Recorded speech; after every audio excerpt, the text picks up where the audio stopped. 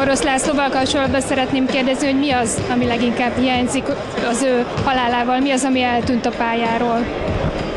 Hát ugye szokták mondani, hogy nincs pótolhatatlan ember, általában munkahelyeken, de ő úgy gondolom pótolhatatlan a magyar kosárlabda szempontjából.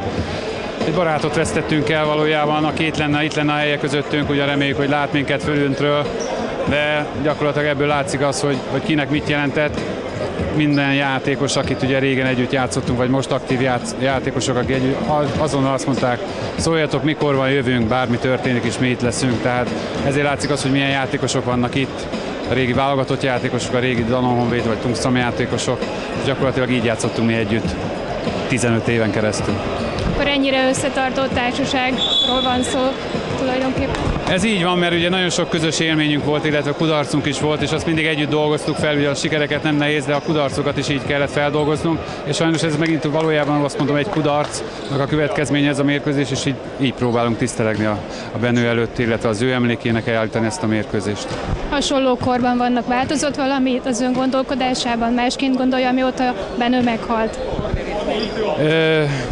Igen, azért változtam. Az biztos, hogy változtam, átgondolom, hogy az élet nagy rohanás mindenki számára, és jó lenne megállni, néha beszélgetni egyet. És nekem is van 3 kislányom, a Benőnek is van 3 gyermeke, és akkor előkerülnek, hogy vannak sokkal fontosabb dolgok az életben, mint mondjuk a munka vagy a pénz, hanem akkor a család, ugye, vagy a barátok, és ilyenkor meg kell állni. Köszönöm szépen!